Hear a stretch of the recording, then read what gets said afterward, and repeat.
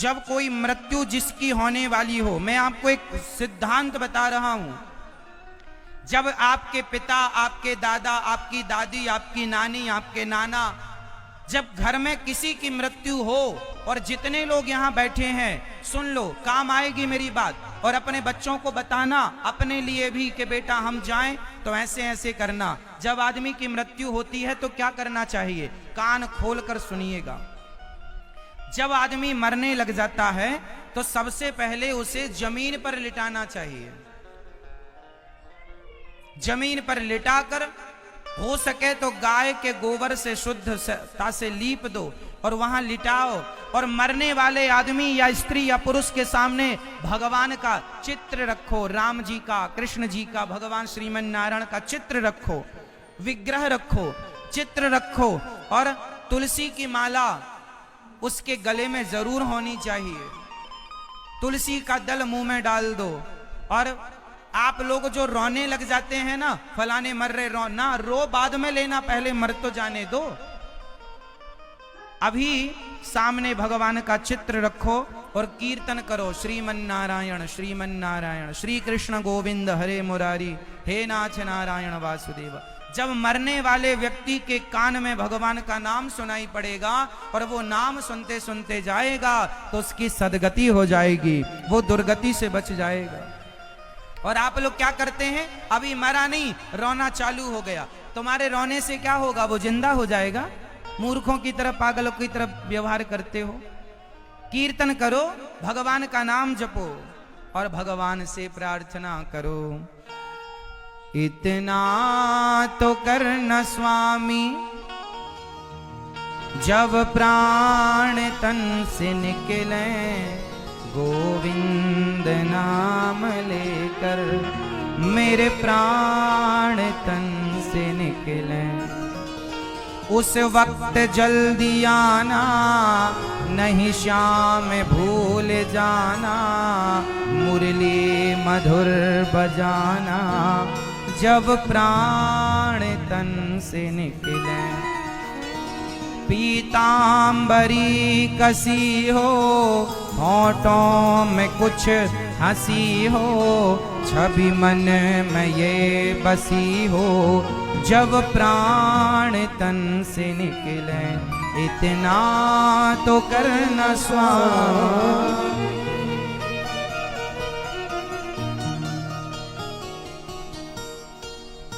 तो मरते समय भगवान का चिंतन, और जब कोई आदमी मर जाए तो तुलसी की माला जरूर उसके गले में होना चाहिए। और जब वो चिता में जल रहा हो तो आप ये ध्यान रखें कि जो व्यक्ति चिता में जल रहा हो उसकी चिता में इतना सा ही क्यों ना हो, तुलसी का तिनका, तुलसी सूखी, जब आपके घर में तुलसी सूख जाती है ना तो तुलसी फेंका ना करो, सूखी हुई तुलसी की लकड़ी रख लो, और जब किसी के अंतिम संस्कार में जाओ ना तो तुलसी की लकड़ी लेकर जाना चाहिए और उसकी चिता पर फेंक देना चाहिए।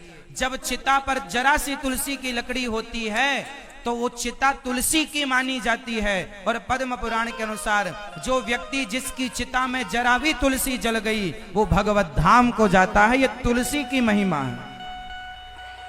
इसलिए मृत व्यक्ति के गले पर तुलसी की माला तब भी होनी चाहिए जब वो मर चुका हो। मरे हुए आदमी का सोना चांदी उतार लिया जाता है, पर तुलसी की माला ना उतारा करो। यदि नहीं पहना तो पहना दो।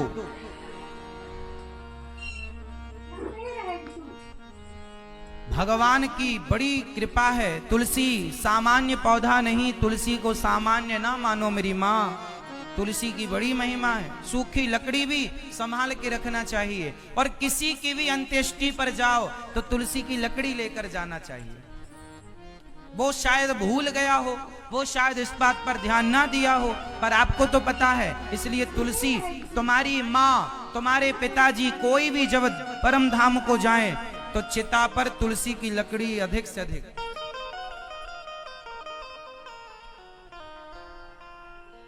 मरना कहाँ, मरना भला है दूर का। कहाँ मरना चाहिए? जहां ना अपना कोई। मरना वहां चाहिए जहां अपना कोई ना हो। क्यों? अरे अपने होंगे तो कहेंगे हमें पहचानो, हमें पहचानो, और अपना कोई ना होगा तो आप भगवान के आश्रित रहेंगे। भगवान का चिंतन करते करते आपके प्राण निकलेंगे। और जब भगवान के चिंतन में प्राण निकलेंगे तो भगवत धाम प्राप्त होगा। और इनका और ये अच्छा ये बताओ कि आपके मरने पर किसे फर्क पड़ेगा? जब आप मर जाएंगे तो किसका क्या बिगड़ेगा, मुझे बताना जरा। किसे फर्क पड़ेगा? जो लोग कहते हैं ना हमारे बाद क्या होगा, साहब बढ़िया होगा, तुम तो जाओ, कुछ ना रुका किसी का कुछ ना रुकेगा। हमारे पहले भी ये संसार था, हमारे बाद भी ये संसार जस का तस रहेगा। कितने आए हम जैसे और कितने चले गए, क्या बिगड़ा बताओ। इसलिए ये अभिमान ना रखो कि हमारे बाद क्या होगा, सब बढ़िया होगा। इसलिए आप तो भगवान का चिंतन करो, भगवान की शरण में रहो। और घर में तो मरना ही मत, घर वाले, अच्छा जो आदमी घर पे मर जाता है ना, मैं आपको बिल्कुल सही बात बता रहा हूं। आपके हैदराबाद में ऐसा होता है क्या? जब आदमी कोई मर जाता है ना, शाम को जब कोई मरता है तो रात भर उसे रखते हैं, ऐसा यहां होता है। फिर रात भर जब रखते हैं ना तो शाम को पड़ोसन पड़ोसी चाय ले लेके आते हैं। ऐसा होता है यहां पर, होता ना। लो वहां आदमी मरा पड़ा है, सास मरी पड़ी हो, बहू चाय पी रही है, अदरक कम है।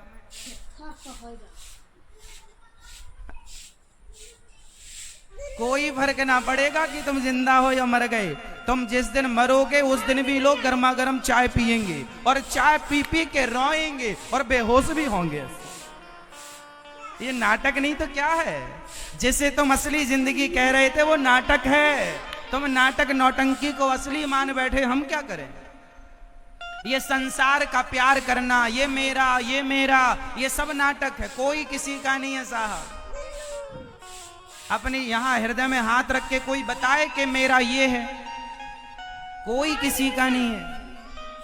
ये दुनिया जितनी है ना सब स्वार्थी है साहब। स्वार्थ लाग करें सब प्रीति, सुर नर मुनि जन की यह रीति। आपके दिन अच्छे हैं, 4 पैसे हैं तो 4 लोग खड़े हैं। समय अच्छा ना हो, 2 पैसे ना हो ना तो अपने भी छोड़कर चले जाते हैं। इसलिए ये सब बातें कहने में अच्छी लगती हैं, ये मेरा वो मेरा, कोई नहीं है।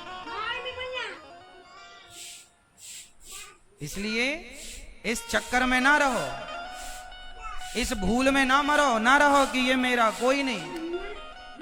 आप कहते हो ये घर मेरा, ये जमीन मेरी। चलो बताओ, जिस घर में आप रहते हैं उस घर में वो जमीन जो आपके नाम पर रजिस्टर्ड है, वो जमीन आज से आपके पहले किसकी थी? किसी और की नाम पर थी, उसके नाम की रजिस्ट्री थी, उसके पहले किसी और, उसके पहले किसी और। जरा बताओ कि जिस घर पर आप रहते हो जमीन पर, वो जमीन आपके पहले किसी के पास थी, उसके पहले किसी के पास, उसके पहले, सबसे पहले वो जमीन किसकी थी? बोलो, सबसे पहले वो जमीन किसकी थी? जिस जमीन को आप कहते हैं ये जमीन मेरी है, ये प्रॉपर्टी मेरी है, ये जायदाद मेरी है, बताओ सबसे पहले वो किसकी थी? सबसे पहले वो किसके नाम पर थी? भगवान की थी। बाद में क्या हुआ? उसी जमीन को आपने कहा ये मेरी है, उसी को आपके बाप दादे कहते गए मेरी है, उसी को उनके बाप दादे कहते गए मेरी है। बताओ वो किसकी है? वो जहां की तहां पड़ी है और तुम्हारे कहने वाले अपने लोग सब चलते गए, मेरा मेरा करने वाले मरते गए, वो जहां की तहां है। गलत फहमी में जी रहे हो आपकी। ये मेरा क्या है? मेरे तो गिरधर गोपाल दूसरो न कोई, गोविंद मेरो है। इसलिए कहता हूं एक भगवान से नाता जोड़ना स्टार्ट कीजिए। संसार में रहना बुरा नहीं है साहब, मैं ये नहीं कहता संसार में मत रहो, ना रहो। पत्नी पति बेटा बेटी सबके पास खूब पैसा कमाओ, बिजनेस करो, व्यापार करो, सब कुछ करो, पर सब कुछ करते हुए ये भाव बना के रखो कि ये कुछ भी मेरा नहीं है, ये सब कुछ भगवान का है। इस भाव से रहो। नाथ सकल संपदा तुम्हारी, मैं समेत सेवक सुत नारी। हे प्रभु ये सब आपका। तो मेरी माँ, एक दादी बोली, महाराज मैं मर जाऊंगी तो मेरा पोता कैसे खाएगा, मेरे हाथ से ही खाता है। तो बोलो दादी नहीं खवाएगी तो ये भूखा रहेगा। मेरी माँ, इसलिए कहता हूं कि मरने के समय